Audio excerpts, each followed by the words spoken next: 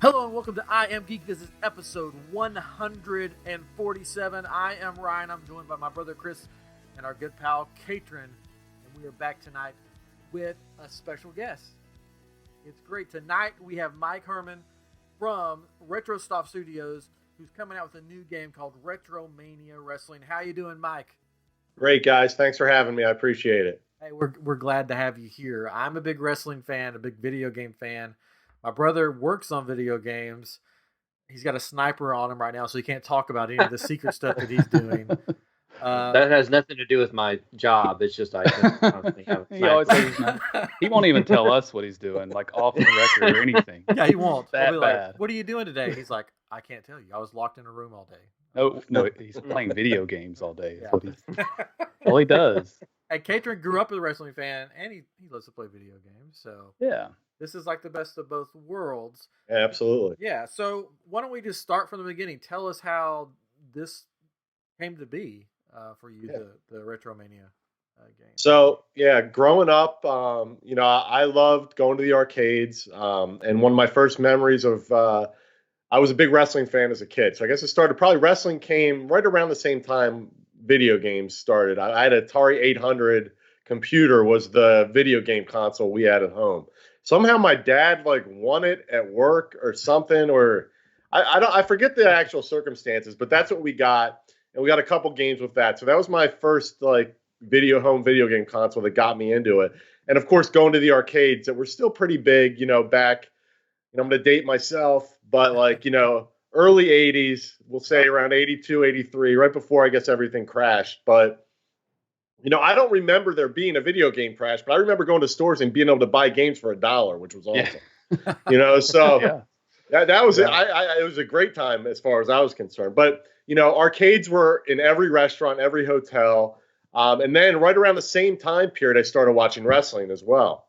So I kind of got into both at the same time. Eventually, WrestleFest. Fast forward a couple of years, WrestleFest was like the pinnacle for me for arcade wrestling. Yes. Oh, so good. Yeah, and it was just such a great game. The presentation was great. The characters were huge, colorful, and I always loved that game. And me and a buddy of mine, I went to a Catholic school. He went to public school, but I had a lot more days off than he did. So whenever I had a day off, he would skip school because he went to a pretty big public school, and his parents really didn't care that he skipped that much. I don't know how he got away with it. I know I couldn't have gotten away with it. But so whenever I had a day off, we would drive to a mall that was near our house and spend, probably 3 or 4 hours there, play WrestleFest or X-Men, the arcade game, that 6-player one. Yeah. Turtles, Teenage Mutant Ninja Turtles. Oh, yeah. There was one other one we played a ton of. It was around that same time period. The Simpsons, maybe? Yes, it might have been The Simpsons. Yeah, the 4-player Simpsons. So, we played those all the time, and then we were trying to figure out how to save enough money to buy a WrestleFest arcade somehow. And obviously, that never happened. But I think they were like $5-6 grand at the time. Wow. Yeah. And we did go so far as ask the operator of the arcade to see, what it would take to get one. But That's awesome. and then they never released anything for the console. So, they had the Super, or I think they had Raw, it was called at the time, or Super WrestleMania, stuff like that. That's the one. Yeah. But they never had WrestleFest, right? Yeah. So fast forward again, that was the first when I discovered MAME, right? MAME, it was actually Rain at the time, the arcade emulator, and that was the first game I downloaded and found and played. Was Me too. And then, and then I figured out how to put the code in, or how to do a trick to play as the Legion of Doom, which you couldn't do in the arcade. That's awesome. So I was so excited. I played that, and I played that probably almost every day since I downloaded it. Even just one or I'm exaggerating a little bit, but it's like still. I played a lot, is more than I probably should. Put it that way. Right? So then I started. I am a software engineer by trade. But I do all my work in accounting and finance software. I co-own a business doing that stuff, and I've been doing that for 20 years. So I most of the coding I do is like database related code and stuff like that. No game development, but I did do a game for my master's in software engineering, my final project, I wrote a small game, very small. I wouldn't show it to anybody else besides my professor. It's one man band kind of thing. But I finished it and it worked and it was playable. So, I've always wanted to do something like that. You read horror stories about all these indie developers and, so few of them actually make money. It's really rare now, especially the last 3 or 4 years. It used to be probably 1,000 games come out a year. Now it's like 1,000 a month or a week even. Yeah. On mobile, it's 1,000 a week, I'm sure. Yeah. Really. On console or on PC, it's probably close to, I don't know what the exact numbers are, but I'm pretty sure it's over 5,000 a year now as far as number of games released on Steam. It's something crazy like that. Yeah. So, it was very daunting. So, but I wanted to do it. I figured I'd start as a hobby. So I figured I would just reverse engineer the WrestleFest engine. So I started doing it, but, I think some of you guys have kids, your hobbies. You may pick them up and do something for 3 weeks and then put it down for 3 months. Yep. Yeah. And I'm not the best at commenting my code. So, and I've gotten better because of this, but, you do something and then you don't look at it for 3 weeks and then you have no idea you got to start over, almost start over. So then I think it was THQ before they went bankrupt, said they were coming out with this new WrestleFest, right? And I got all excited. Yeah. I'm like, this is going to be awesome. They're finally going to do it, and they're going to add all these new characters. Because one of the reasons I did it for a hobby is I wanted to add the Macho Man to my game. Because he was never in it, So I wanted Macho Man in it. So that was that was one of the things that motivated me. So I'm like, I'm sure they'll add him and a bunch of other guys. And then they came out with that cel-shaded iPad game. And look, it wasn't horrible, but it wasn't for me. It's not what I remembered. I really wanted that nostalgia buzz with just some added features, added wrestlers to it, added modes of gameplay and all that. And they didn't deliver as far as I was concerned. Yeah. So I wasn't ready to do anything. And wow, this is a really long answer to your question. No, it's fine. It's fine. So fast forward a little bit, and in 2017, I finally started doing some market research, or probably at the end of 2016, to see if I could do something commercially. I knew it was going to cost a lot of money to do 2D sprite artwork, and we're talking thousands of sprites that we had to do for, each wrestler has over 1,000 sprites to it. Wow. So, it's a lot of, and we're doing traditional 2D sprite work, almost in MS Paint type style stuff. We're not using a 3D pipeline. I looked at the 3D side to do it that way, and it could be done, obviously. But you can't really, and you can use different shaders and things, but you can't get the look. I really wanted the WrestleFest look. Yeah. And you can't really get down to that through a shader, at least not the ones I found, or I couldn't afford to develop a shader, which would probably have costed more than my entire budget of the game to do something. Right. So I found a programmer. We did a proof of concept, and that got us to where we're at now. Wow. That's awesome.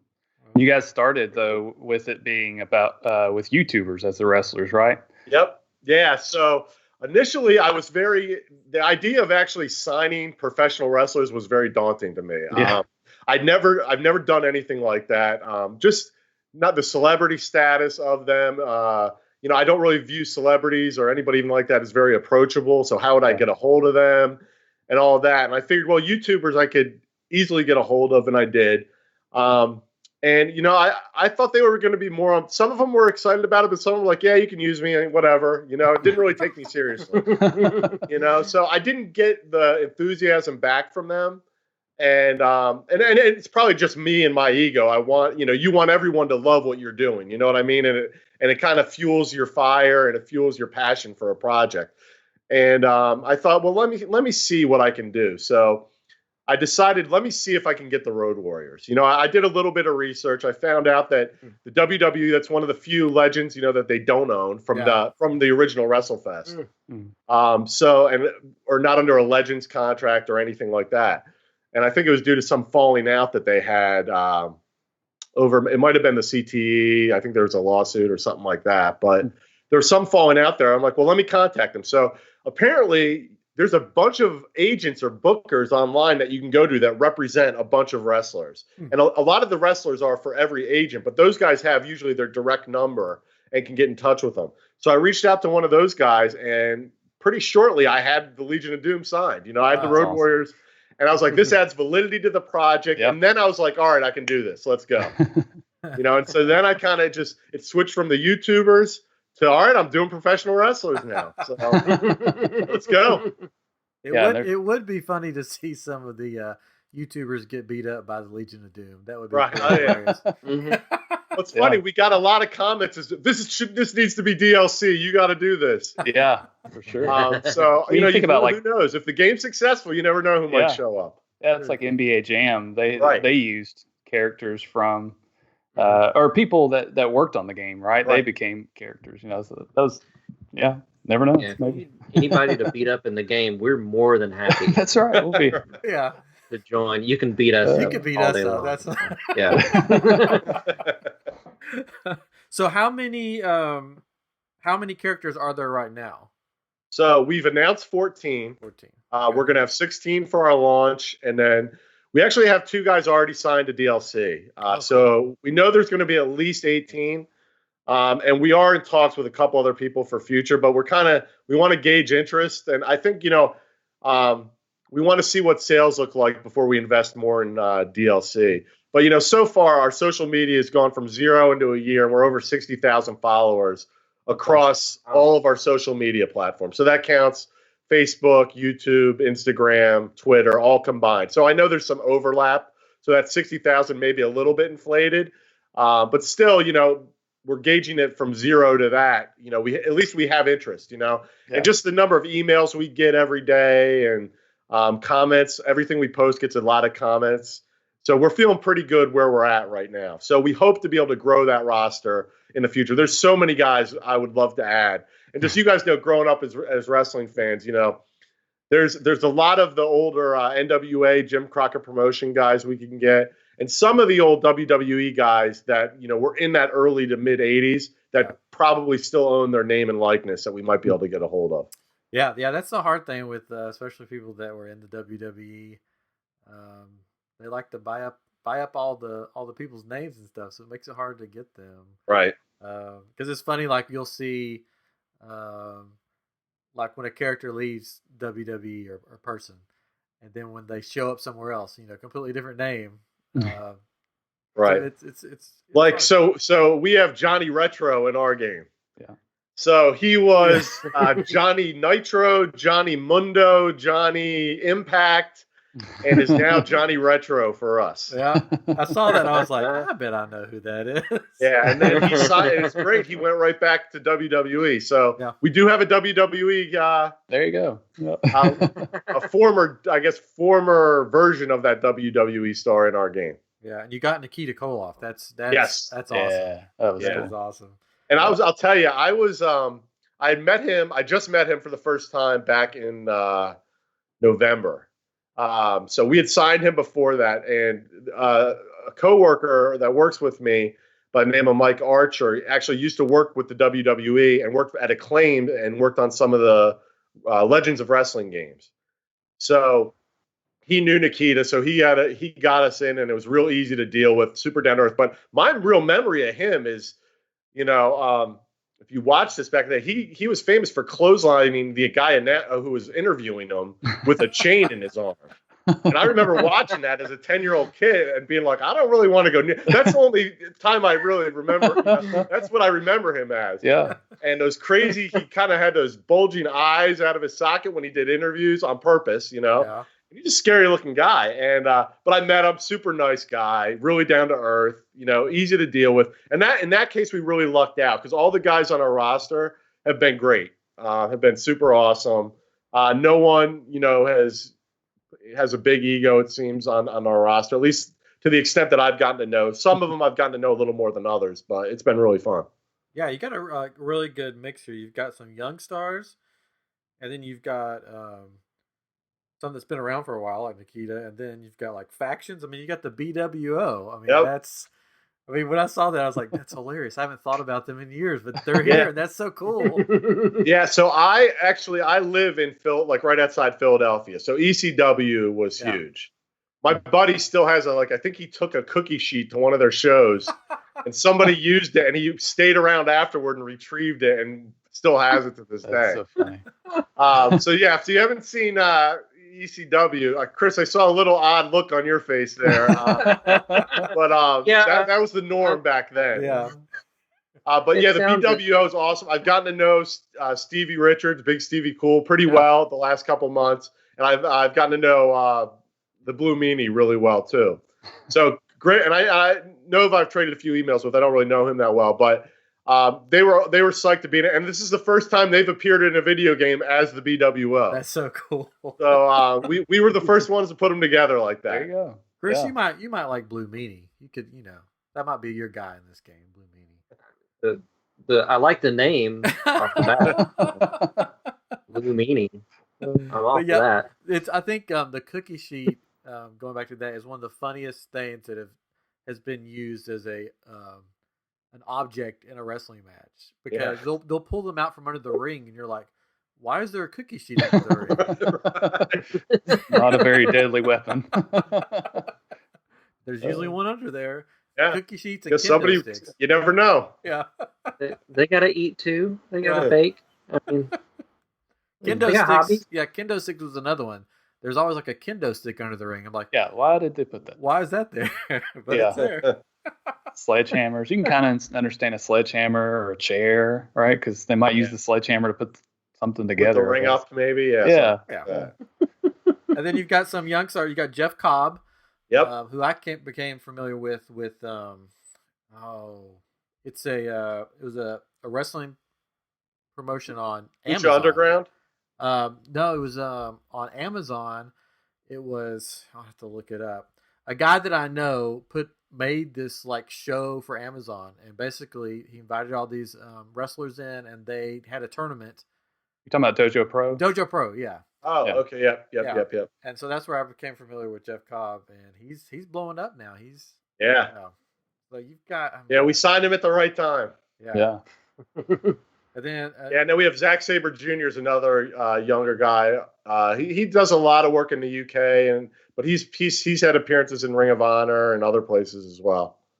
And then so you got Colt Cabana. Is he going to wrestle and commentate? Yes, he is. Yes. So he's done some voiceover work for us already. We're in the process of implementing that into the game now. So we may need to tap him a little bit more to get a couple more lines. But we're not doing a ton of play-by-play, but it's more like kind of like an NBA Jam one-liner. Yeah. One-liners from Colt. A little more than the WrestleFest, which was like Jake, body slam. And that was it. But there will be some of that as well, just for nostalgia purposes. Oh, yeah. You have to. Yeah. Yeah. Did y'all ever play the video game? It was an arcade game called Saturday Night Main Event. I think it was, or maybe it was just Saturday Main Night Event. Slam Masters. Is that it? Capcom? Man, I can't remember. I just remember there was a big guy, and if you did a body slam, it would say, "Picked him up like a pencil." And that's all it would say. In there. I'm not sure. I think it was called Main Event. I'll have to check. I can't. Yeah, look. I think it's called Main Event. Is the one I'm thinking of. I mean, there's so many. Oh, that's a different one then. Main Event's a different one. Okay. Yeah, and it had anybody knew, but they looked like people. Right. And that was a lot of fun too, because it was a button masher. I mean, that's what I loved about playing WrestleFest and Superstars and a lot of the old early Nintendo games is they're button mashers. You don't have to on the new stuff. I mean, we played the 2K19 or whatever it was, and it's like you have to time it just right, and it's not a button masher, And ours is definitely more of a button masher. There is some strategy. It's not completely button mashing, but we actually have a difficulty slider, so you can kind of do more or less of that. Nice. And I'm with you, like, especially now. Funny, the story I've told a couple places. My son Spider-Man came out for the PS4. Great looking game. Yeah. He 100%. And he's like, "Dad, you got to play this." Like, he knew I played Spider-Man on the Sega Genesis. Was one of my favorite games ever. So he spends like an hour one Friday night teaching me how to play this. So, and it's fun. It's a great game. But I put it down for a week and come back an hour later or a week later. I've got to start over. I don't remember any of the controls. You don't know how to play it. And that was one of the things that kind of frustrated me with the new wrestling games is I just want to be able to pick it up and play it for as long or as little as I want. And just get fun. That's really the thing driving this. It needs to be just a fun pick up and play type game. And that's really what WrestleFest or RetroMania is. Yeah, it's gonna be cool. I grew up. One of my favorite games was the WWF. I think it's just WrestleMania, the arcade game. Yep, with the Mortal Kombat style digitized graphics. Yeah, it had Doink the Clown, and Razor Ramon, and man, I played that thing so much on the Super Nintendo. I still have it. I still break it out and play it. Yeah, it was a fun game. It was a nice, and that's it's funny because that's what's missing. I feel in like wrestling games. There's no variety right now. Yeah. Whereas even back to the early 2000s, you had like Backyard Wrestling and Simpsons Wrestling, although that wasn't that good. That was on the PS1. That might have been a little earlier than that. But, you had a couple Backyard Wrestlings. You still had two promotions then. So you had, different games coming out. So, and now we've been dominated by the 2K game, which isn't, and again, I like the 2K games. They had a little rough ride recently, but, I like those games. But you don't always want to play that type of game. Yeah, it'd be like always playing the same first-person shooter game. You want some variety. Yeah. So, and I think we can definitely offer some additional variety. Oh yeah, definitely. And like Katrin was saying, that's the type of wrestling game that I like. The button masher, get in there and have fun. Now, are there going to be different kinds of matches? Yep. So we have the original WrestleFest had just the tag team, and had the Royal Rumble. So we have a tag team match. We have the Retro Rumble, as we call it. Cool. We have singles, which is our 10 pounds of gold mode, where you fight through to beat Nick Aldis to become the real world's champion. Yes. And then we have in our versus match types, we have singles, tag team, 6-man tag, 8-man tag, 3-way, 4-way matches as well. All of them can be elimination style, tornado style, with a cage, either the big blue or the old chain link cage as well. And then we also have a not super long story mode, though. It has a little training session in there, so it teaches you how to play the game real quickly, because there's really not, you can pick it up and play it. But just for those of you that want to learn, there's a couple nuances to it. And then it does take you through a story. You play as Johnny Retro coming off an injury. And you start out in Stevie Richards' fitness ring, knocking some rust off and getting back into the ring. And then it takes you through, introduces you to some of the characters, the different match types throughout the story mode. And it's fun. We actually had a writer write the story who is a game writer and teaches game writing actually at the University of St. Paul. His name's Sal Payne. So it's, like I said, it's not Skyrim by any means, but it's just a fun little story to get you familiar with the game and the different match types and some of the characters. Yeah, when I saw I saw a video of the Big Blue cage, and that got me really excited. I was like, that's that was the cage growing up. And there's some more interaction with the cage, doing moves off of the top of the cage. Cool. And like smashing the head into the cage. That you didn't really in WrestleFest. All they did was if you did an Irish whip, they went into the cage. That was it. Fell down. Yeah, so exactly, they fell down. So we wanted to change that up and try to add some more cage interaction as well. Yeah. So when it releases, will it just be local play, no online component yet? Correct. Yeah. So we actually initially started online play. Right off the bat, but it was just too complicated for the size of team that we had. I needed dedicated people working on nothing but online, and the budget just wasn't big enough to do everything at once. Yeah. And that's what you come to do. You want to be able to release the game, and I had this huge laundry list of features that I wanted to add to it, and and I'm used to that. It's called we call it scope creep in my finance and accounting job. But whenever you go into a project and you have a customer, they may want the world and they want all this stuff.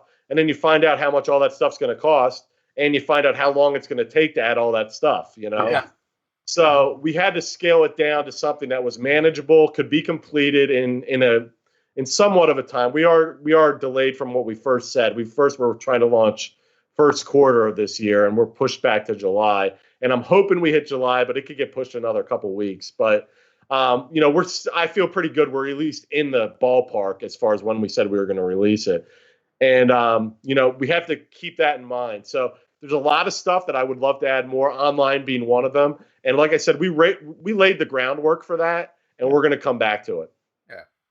Well, that's a good thing about gaming nowadays. Anyway, is like you put something out there, you can always add on to it later. Yep. Like when we were growing up, it's just like you get the disc, that's it. That's the game. The cartridge. Yeah. That's all you get. Chris Get says the the tape. disc. The disc. We got the the little cartridge CD thing. disc. It was a CD. I had the cartridges too. I'm not that much younger. I'm older now and don't remember that far back anymore. I only remember what I've heard recently. But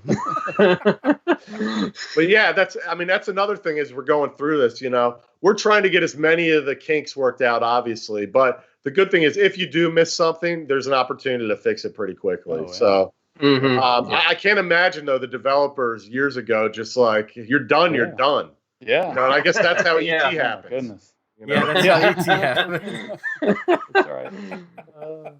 Man, I can't imagine. Best game in the world. Well. Have you all had any kind of like funny bugs that have happened, or are you leaving anything in there that's funny? Or Well, yeah. So some stuff, we post some stuff on YouTube, just like weird things that'll happen. Where we had one where somebody drop kicked somebody out of an early Retro Rumble match, and they literally went flying out of the ring and off the screen. And people are like, "Oh, you got to keep that in." And what's funny, the best example though is just recently we started showing cage matches, and we were originally going to have the cage slowly drop down on wires. So the programmer, we didn't have all the art assets done yet, so he just dropped it and made it bounce. And we posted that, and everybody's like, "Keep it. It's awesome. Yeah. Leave it that Yeah. way." And you know what? It's grown on me, and I want to keep it now. And it Yeah, also, nice. from a programming standpoint, we have like the original WrestleFest had those entrances where you walked in and you could walk into the ring. And it's something little, but we would have had to like program them and new animations to walk into a cage and stuff like that. Yeah. Well, since the cage drops down now after the fact, we don't have to do any of that. You know what I mean? That's So we great. saved a little bit of money there from a couple additional animations that we didn't need. That's cool. Awesome. Did you say that you have weapons in the game? Are there weapons? So right now we just have chairs. Chairs, okay. And we do want to add cookie sheets at some point. Yeah. But no, we definitely want to add more. It's on the list of things to add. I'm guessing it's going to come in an update at this point.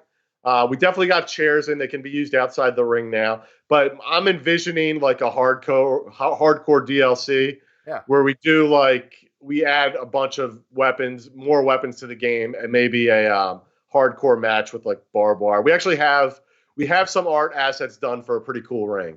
Oh, Like a hardcore death match kind of thing. That's cool. I'm getting, Man. Get a I'm celebrity, getting get the YouTube in there, Yeah. and get the celebrity death match going on with them. Be great. Ripping the heads off of Yeah, them. that would be. Ripping their heads off. I know a few people I'd want to make in the game to be able to do that. excited. Yeah. Present company excluded, of course. Of course. Oh, of course. Yeah. So are you still a gamer besides WrestleFest and of course RetroMania? Yeah, I am. I play console stuff with my kids. The thing I played probably the most recently was Skyrim. I played it through on the PC and actually played it through on the Switch when it came out for the Switch again. Oh, cool. I was a big Elder Scrolls fan. I played a bunch of the other ones before that as well. That's what I probably played. I played a lot of Diablo 3 on the PC. I like those action RPG type games. Yeah. And then most of the other stuff though, I go back. I have an emulator hooked up to my PC. I have a Nintendo controller hooked up to it as well, and I play a lot of old NES. I still play Tetris. Yeah, I still nice. play Mike Tyson's Punch Out. Oh yeah. I did play a little bit of the new Spider-Man, like I said, and that's actually not even new anymore. It's 2 years old. But I haven't. Retro. I'm trying to think what's the most recent game I've played. Mostly though, I've been playing RetroMania. I'll be honest with you. I play it for hours every day, just trying to find bugs and testing and things like that. So I kind of try to get, and I work so I'm working on that project, and then we have a couple other projects for my finance and accounting business. So between those two things, I'm in front of the computer screen a ton. So I got to get some exercise at some point. You know what I mean? Yeah, for sure. Well, Chris Well, knows you get exactly. the VR headset. Yeah, That's Chris the knows exactly exercise. about playing video games all day. I don't know what you're Not talking so much about. the exercise part.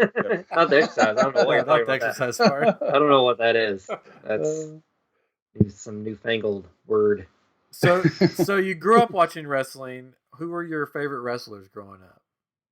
I had a ton. So it's funny, a quick funny story on that.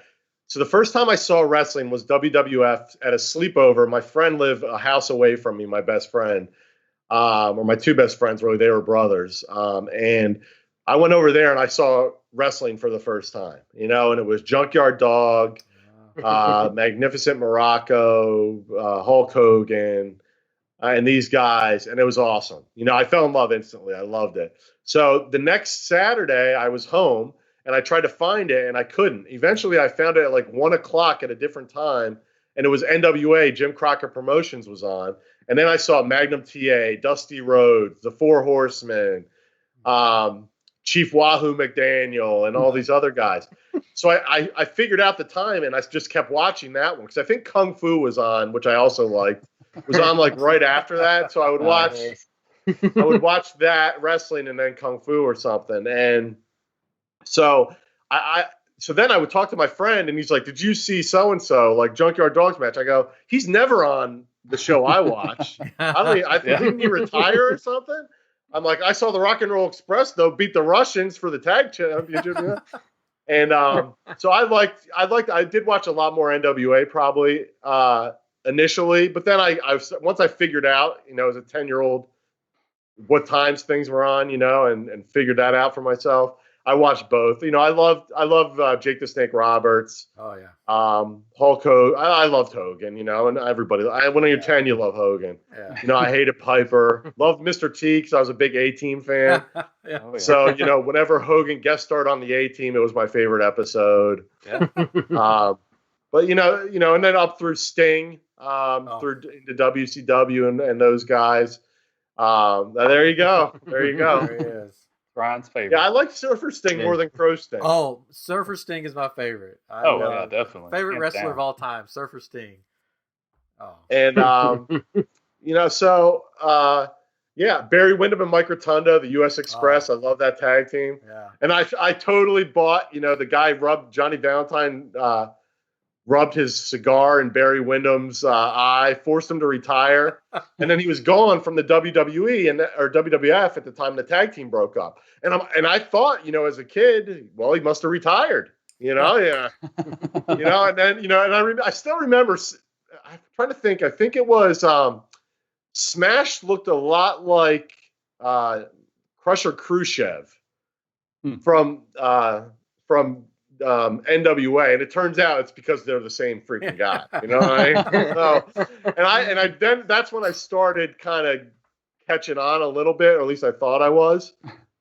But I feel like I'm talking a lot. But one real quick other story That's good. about this is so I went to a wrestling match as a kid, probably around 11 years old, and my dad worked for Texaco, the oil company, as an engineer. But somehow he knew, and I still don't know how he knew, but he knew like one of the New Jersey athletic commissioners or something. So this is before Vince McMahon called it sports entertainment, and they still had to get sanctioned by the state and all that. So my dad knew somebody. He got us in backstage, like at a wrestling event. Nice. Oh, cool. And it ruined it for me. Oh. So I still remember seeing Hulk Hogan talk to Nikolai Volkov after they were in the main event backstage. And I'm like, why are they talking to each other? What's going on? So what are you doing? Hit him. Yeah, I know, exactly. So, it was I kind of already had a suspicion, but it didn't stop me. I was probably upset for a day. Like, you know what? I don't care. As like watching a movie. Yeah. Suspension of disbelief, you know? Yeah, it's really Yeah. interesting how sorry, how times have changed in wrestling, because you know there was promotions that if you were caught, like if the baby face was caught with the heel out in public, that there would be ramifications, and people and the owner or the promoter would not go for that. Like they weren't allowed to ride in cars and stuff. And nowadays it's just sort of like, yeah, we're entertainment. We know that you know, Right. it's not real. Well, it's kind of like when we went to the Royal Rumble in Houston, and everybody, I hadn't watched in forever, so it was kind of funny to me that there were the characters that were obviously the heel coming in, but everybody's chanting their chant or whatever, and like doing the thing. Like I'm trying to think, what's the guy that everybody holds the lighter up to and does the Bray Wyatt. Bray Wyatt. Yeah, Bray Wyatt. So everybody's doing that and they're saying all the things, but then they're booing him and then they're cheering him, and it's like, what is going on? You know, it was so weird. But I don't know. It was an interesting event for me, but Yeah, it's changed a lot now. it has. But so they had, you know, a free month of WWE online that you could watch. So we during this time, you know, and my wife sat and watched it with me. We watched WrestleMania. What was it? I told you we watched 3 or something. 3. Yeah, it was 3, and it was just so funny because the characters are really goofy, and I remember them all being goofy, you know, and like just out there, right? And now everybody's so serious, but it was fun to watch it, you know, because saw Jim Duggan's coming in with his board, and he's all you know doing all this, and it was just so great watching every morning or Saturday mornings rather, or was it Saturday mornings there was some wrestling on, I think. And, Saturday and Sunday mornings typically. Yeah. After the cartoons went off, and I was like, wrestling, and then I was like, yeah, wrestling. I'm like, I want more cartoons. And it was just like this triumphant entry. These people come in and it's just like dun dun dun. Yeah, larger than life. Larger than life, right? And now it's just this, you know, loud music and there's loud music and people coming in and you know all the women and all this, you know, that they have to put in there. But it's get off my lawn.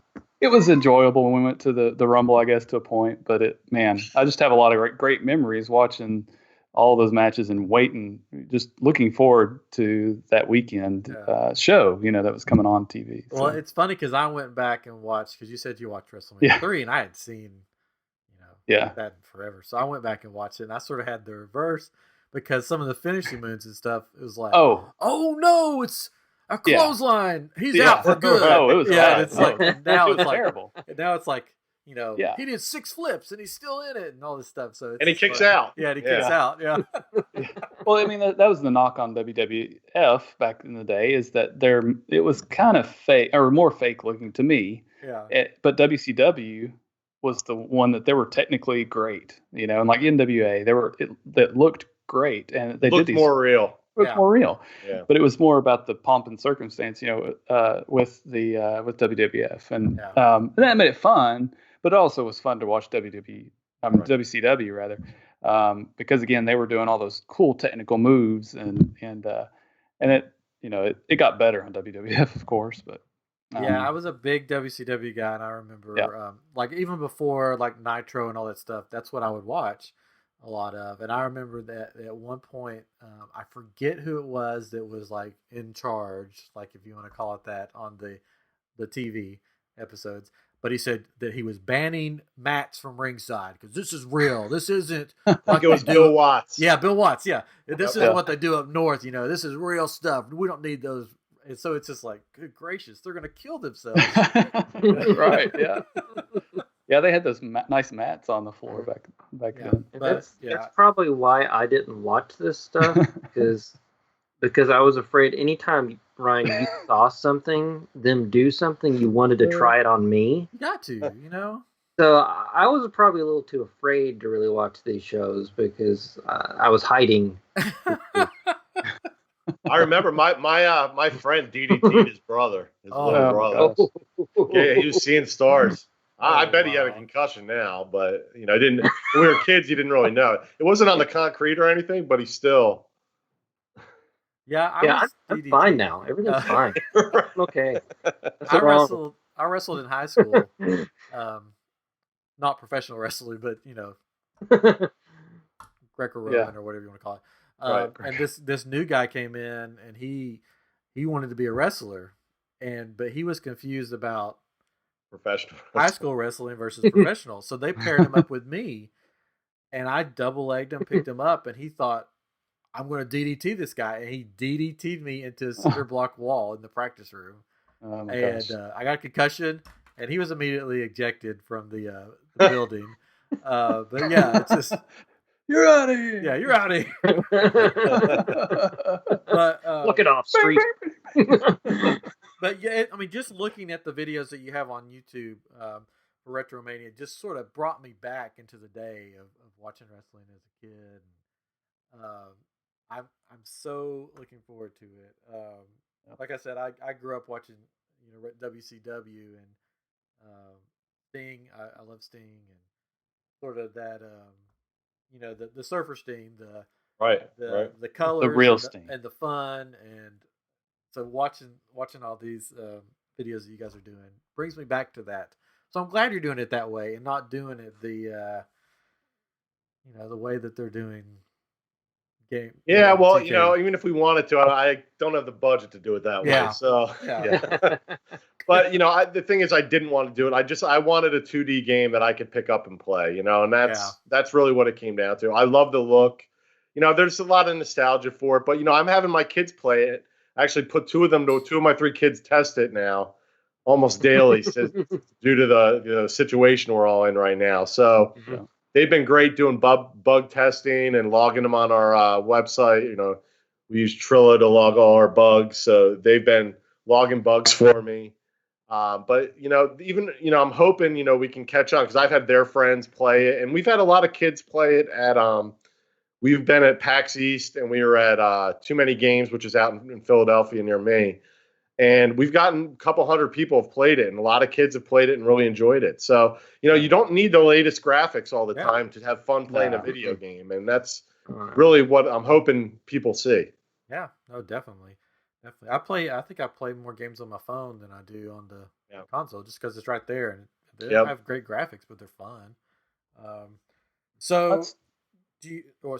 What? I was going to say, that's what I always say when we talk about video games is like the games that I've always played are ones that you can just pick up and play, and the ones I've really enjoyed, I guess, and not have to feel like you have to relearn it every time. There's a few that I do, but the ones I always enjoyed, even as a kid, were just ones that I could quickly play, like wrestling games or sports games, and be done with it. Right? I don't have to spend all night unless I wanted to complete a season. Like I played a lot of basketball and football games, but you could still feel like you completed something in a short amount of time, right? Whereas other games that are these puzzles where you got to go up in here and do this and get the right timing on the jumps and all that, and it's like, oh my gosh, it's so frustrating. But like a wrestling game, you can just pick up and jump in. Yeah. And plus, you said it has the nostalgia factor, that look. Yeah. Like even if you weren't necessarily like that big of a wrestling fan or whatever, you see a game like that, and that's the type of games you love playing as a kid. You'll want to try it out, pick it up, and play it to get that kind of feeling back. Yeah. Yep, for sure. So I was going to ask you, have you watched any of the AEW product that's out? Yeah, I've watched a little bit of it. It's not bad.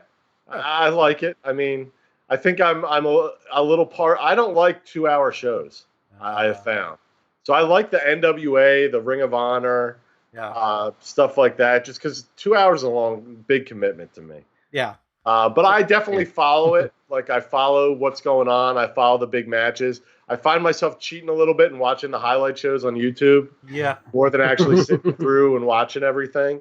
But if there's a particular match, I'll definitely make a point to see it. I like Matt Hardy. I think that's pretty cool. Yeah. I'm interested to see what they do with him there and how much control he has over what he's doing. I'm pretty sure they're going to let him do what he wants, and they should. Because he's pretty creative, and that's one of the few things I've really been. That I like the whole Bray Wyatt thing with WWE too. Although I don't like the direction they took it, but I liked it when it first started. Yeah. But no, AEW's decent. I like it. We were trying to get those guys in. Oh, that would be awesome. And we couldn't couldn't get through. We couldn't get. Oh. We got to management level, and we didn't get past the manager. So you got Colt Cabana's there now, so you got him. right, man. yeah, and technically, and Jeff Cobb's made an appearance recently. Yeah, so we can say we have representation from a bunch of major. That's right. Although sure. I guess we can't really say that. We can allude to it. That's right. I know that Kenny Omega is probably going to love your game because this is right up his alley. Yep. But you mentioned Jake the Snake earlier. Did you know that last night he brought the snake out? Did he bring the snake out? I thought I saw something like that because I just saw a clip. And it's funny, surprised. I didn't think he could use Jake the Snake elsewhere. Well, he's just called Jake Roberts there. Oh, they didn't mention the Jake the Snake? They didn't say Jake the Snake. They said Jake Roberts. That's what they call him. I guess he doesn't know Jake the Snake Roberts. Yeah, but he brought out at the end of the match because he's with he's sort of managing Murder Hawk. I forget his actual name, but that's his nickname. Murder Hawk. Murder Hawk. Yeah. Like He's Murder big, Hornets, huge right? dude with this red. Like Murder Hornets. That's what I'm thinking of. I forget his name, but his nickname's Murder Hawk. Anyway, so they brought it out at the end. Brandy Rhodes, who's Cody Rhodes' wife, she gets knocked out by another Britt Baker, another female wrestler, and the dentist. Yeah, so she's laying in the middle of the ring, and Jake comes in with this big old python and just lays it on her, and it's slithering all, and she's just like laying there. I'm like, how could she be laying there all still like that? But it was so cool because it brought you back to the days of Jake the Snake. And so I like that they're taking some of that retro stuff and bringing it. It reminds me a lot of WCW, some of the stuff that they're doing at AEW. Last night, Matt Hardy, Chris Jericho, Kenny Omega, and Sammy Guevara had a like no hold barred match, and they were using everything in the little arena. They had the pie plates and they threw Matt Hardy in a big thing of an ice chest. And they got in a golf cart and ran somebody over. It was just like old school fun. And, right. But it's good to have somebody other than WWE, and it's a shame all the crap in the world happened because I felt wrestling was really taken off again. It was starting to get popular again. Independent promotions were doing really well. I think Impact, Ring of Honor, NWA were all doing, we're growing their audiences, and this is going to take a while to recover, I think, for a lot of them. Sure. Yeah. Like I'm glad they're doing the sort of empty arenas to keep it going, but it's not the same without the fans. Right. And I feel bad for the independent promotions that are because that's how they make a living. And they can't run with no fans because that's where they make all their money. No TV deals. Yeah. Yeah. So, well, cool. $13 Cokes. Yeah. We had a refillable cup, which mostly is like it's a cool souvenir, like just for this cup at Royal Rumble, and get free refills. Well, I mean, it's so much that you're just like, I can't drink any more of this. So it's it's all watered down. I don't drink sodas anymore, so it's like this is terrible, But it's like I have this cool cup now, right? But for $13. So you're shooting. Sorry. No, you're fine. So you're shooting for July. That's what we're trying to get to. I feel 50-50 right now, probably. Yeah. We got a lot of artwork, and we actually signed two guys that were we'll say this is a little bit of a scoop that were released recently by WWE. Nice. Oh. So we're super excited to have them, but we want to get them in for the launch of the game. So we want to get them on the initial launch roster. So we're working really hard to get all the artwork done and all that. So if it's who, I'm not going to say anything because I'm excited. Yeah, but if it's who I'm thinking, I went ooh. Yeah, you went ooh. But if it's, because I'm excited for him. I don't know who they would be. I know everybody that was released. So I'm thinking in my head, and then I'm like, if they got that guy, that's going to be a deal breaker right there. But but the big thing is we're not going to push it out if it's not done. Yeah. So I would rather, especially this is our first release as a studio, I would rather wait a little longer, and I'm talking a couple weeks longer, and have a more finished and polished game than to force something out and then just get crushed by reviews and then now you're not only have to fix the game, you have to fix your reputation.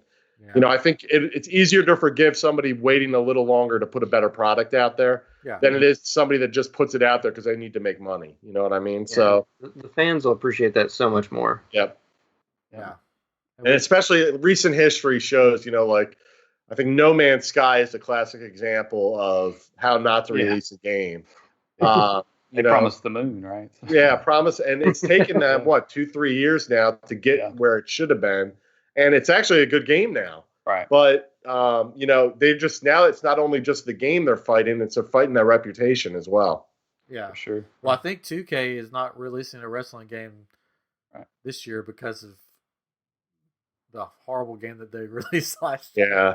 I mean, they're in a tough spot. You know, I'm sure the developers of that game weren't like, yeah, it's ready, ship it. You know what I mean? It was clearly a business decision to satisfy stockholders. You know what I mean? So, and I think they just switched developers because 2K published it, but they had Ukes, I think, were the ones developing the old game. And I guess there was some falling out there. So I forget who took over, but somebody new took over and they just couldn't get it done. When you're doing a game every year, that's tough to do. I mean, I've been working on this for 3 years. And, you know, granted, we're much, much smaller, but I still have, you know, right now we have 15 people working on RetroMania.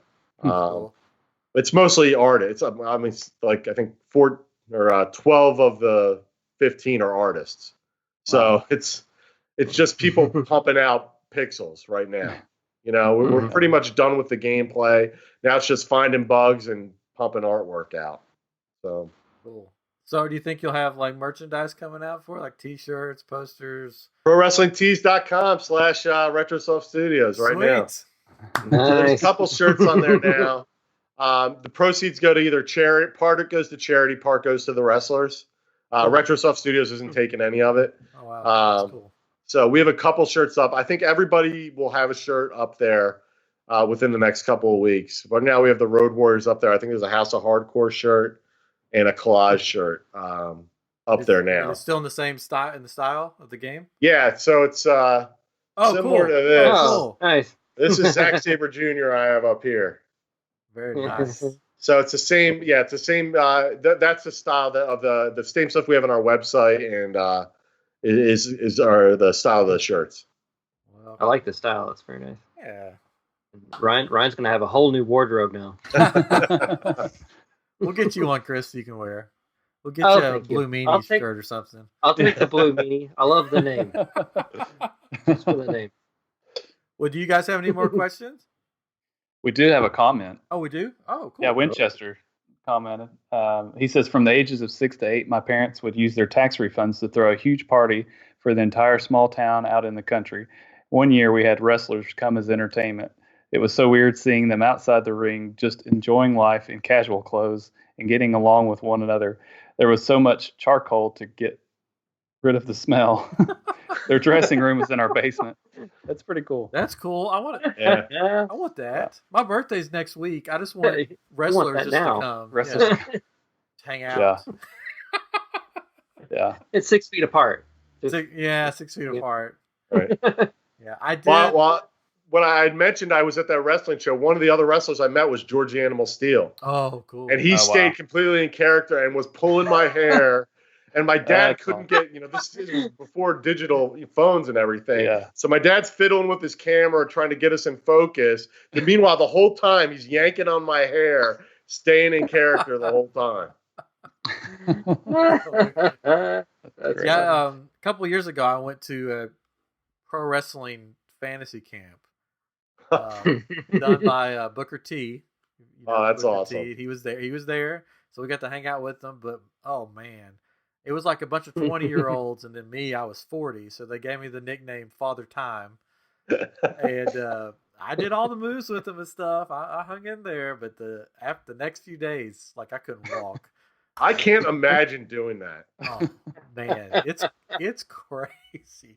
And I took a bump onto the ring apron, like the hardest part of the ring. And I was like bleeding down my leg. And people that call it fake, it's not fake. Like, I was body slammed, clothesline, all the fun stuff. Because they, when I signed up for it, they're like, you don't have to be in shape. And then I got there, and it was just like, What do you mean I don't have to be in shape? Look what you're Right. having me do. Did they Well, I'll hit you tell with a you, golf cart? I was at a comic convention, Keystone Comic Con, a couple months ago. And so Tommy Dreamer invited me out there because he was setting up wrestling there for the day Yeah. or for the weekend. They had hired his House of Hardcore to put on matches every like maybe 2-3 hours. They would put on a match. So I got in the ring for the first time, Oh, cool. and I almost tripped. Like I couldn't even get in the ring. Right, so Oh, I got man. my first. It looked so easy. I was like, I'm gonna be all smooth. Lift up my first leg, put it right through, go under, and I was all fine. But then I tried to pull my second leg back into the ring. And I just didn't lift it up. Shade not high enough. Caught the second rope, almost fell, but luckily I didn't. And I just felt like Dreamer must have just looked at me and just went. Yeah. And just shook his head. Did you run the ropes? No, I did. After that, I didn't want to embarrass myself anymore. Or hurt yourself. Maybe, hopefully, I'll get another chance though. Yeah. Yeah. If you get the chance, take it because it's like Mhm. it's like something you should do once. I'll probably never Right. do it again because that was when I was 40 and now I'm turning 42. So yeah, I was Mhm. too old. Did you go off then. the top rope? I did not go off the top rope. I was one of the first guys that got body slammed. They're like, "Who wants to see the body slam?" And all these 20-year-olds were like, "No," and I'm like, "I'll do it." And they body slammed me like full force. And How'd it feel? it wasn't bad. I mean, I didn't really feel that was like the least thing that like what hurt the least because they have control and they lay you down. But we did a shoulder tackle and the guy's like. They paired me up with an actual wrestler. The other people were paired up with people that were there for the thing, but I was the odd man out, so I got the actual wrestler. And he said, "I'm going at you full force," and I said, "Bring it, let's do it." And he shoulder tackled me full force, and I went flat on the ring, and everybody's like, "Oh!" But because I had to show the 20-year-olds that the 40-year-old could. You were still do it. stupid. Yeah, that was stupid. Yeah. But it was a fun, especially growing up in wrestling. It was a fun experience. Oh yeah, I can imagine. Because I worked house shows growing up, like the Civic Center. I would go work the shows. Like I wouldn't wrestle or anything, but I'd work them doing the seating and everything. So I got to meet like Rock and Roll Express. They would wander in. It was a Smoky Mountain Wrestling back in the day. Oh, that's Jim Cornette. Yeah. So I worked a lot of their shows and stuff, but I never got to get in the ring for them. But So were you there when New Jack gave that promo? I don't know. Maybe I don't know. It's been so long ago that. Have you seen that Dark Side of the Ring show? I haven't got to watch the New Jack one. Oh Yeah. my God! Like I didn't remember either. I put it out of my memory. You guys should definitely watch this. I know you're not huge fans anymore, but watch this Dark Side of the Ring New Jack episode. It is crazy. The stuff this guy did. Like he had attempted murder in a match twice. Oh, Wow. back in the day, that stuff really happened. Yeah, I mean, it was entertaining though. Yeah. Well, thank you for joining us tonight. It's been Thanks fun. for having me. I appreciate it. I'm looking forward to the game coming out. I think what I'm going to do is I'm going to write down who I think the last two people are, put it in an envelope, and when the game comes out, I'm gonna send it to you on social media or something. Yeah. Right. That sounds like a plan. Well, thank you. So they can find you RetroManiaWrestling.com. Yep, that's the best place. We're on all social media at Retrosoft Studio. Cool. Well, thank you for joining us again, Mike. And this has been episode 147 of I Am Geek, and we'll be talking with you next week.